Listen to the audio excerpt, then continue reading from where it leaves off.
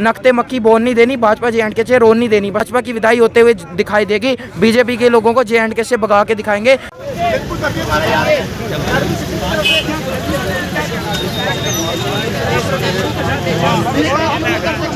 BJP का बंदा कर सकता है, बाकी सभी लोग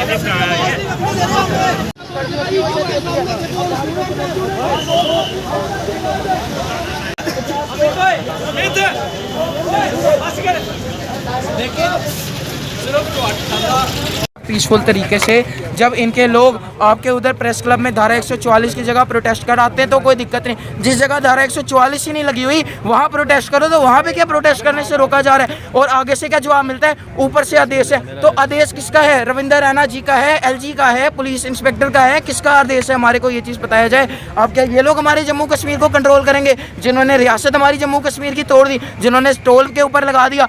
अब मुझे लगता है हमारे को अगर अपने पड़ोसी किसी के पड़ोस के घर में जाना पड़ेगा तो भी टोल की पर्ची कटा के जाना पड़ेगा, जितने ये टोल लगा रहे हैं। अखनूर में लग रहा है, पहले हमारे यहाँ पे मंदिरों का शहर कहा जाता था, अब शराबों का शहर करवाने पे बीजेपी तुल चुकी है, अब टोलों का शहर तुलवाने पे भाजपा तुल चुकी है। पर 9 महीने बाद चुनाव आते हुए दिखाई देगा और भाजपा की विदाई होते हुए दिखाई देगी। बीजेपी के लोगों को JNK से भगा के दिखाएंगे, नकते मक्की बोन नहीं देनी, भाजपा JNK से रोन नहीं देनी। अपने बंदे ही अपने लगाए हैं तो कोई कैसे प्रोटेस्ट करेगा? मुझे एक चीज़ का आप बताओ, जब बंदा ही अपना लगा हुआ है, जब सारा कुछ सारे बंदे ही अपने लगे, बीजेपी को किसी ने कोई क्यों नहीं रोका? हम लोग जहाँ पे प्रोटेस्ट करेंगे वहाँ धारा 144 लगी है, वहाँ तो बिल्कुल नहीं लगी। और 144 जो लगती है वो लगती है 3 महीने, फिर से इशू ऑर्डर होता है, उसका लेटर लिखा जाता है।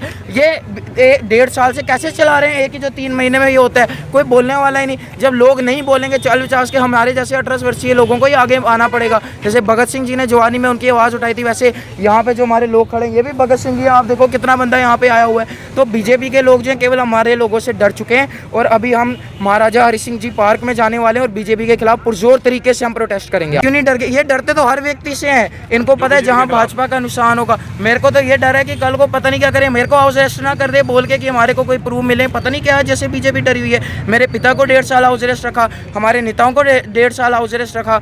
जो कोई बोलता है उसको हाउस अरेस्ट करते हैं, मीडिया का कोई बोलता है उस पर UAPA लगा देते हैं, कोई बेचारा कोई कमेंट करता है उसको फिर बाहर नहीं निकलने देते घर से। तो ये डेमोक्रेसी है क्या? ये लोग बोलते हैं ये डेमोक्रेटिक हम कंट्री में रह रहे हैं। बीजेपी ने डेमोक्रेसी जो है बिल्कुल बर्बाद कर दी हुई है।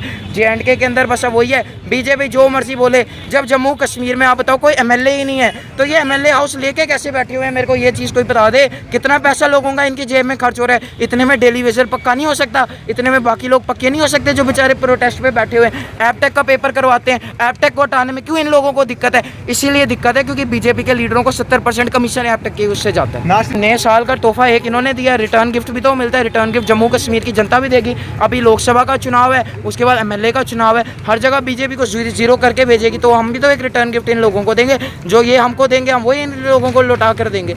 बस बीजेपी की तानाशाही कुछ ही महीने रह चुकी है। मैं पहले भी कह चुका हूँ, अब भी कहूँगा, 9 महीने का वक्त है। बस आपको काले दिन देखने हैं। 9 दिन के बाद एक उजाला आते हुए दिखाई देगा और भाजपा के नेता आपको यहाँ से जाते हुए दिखाई देंगे।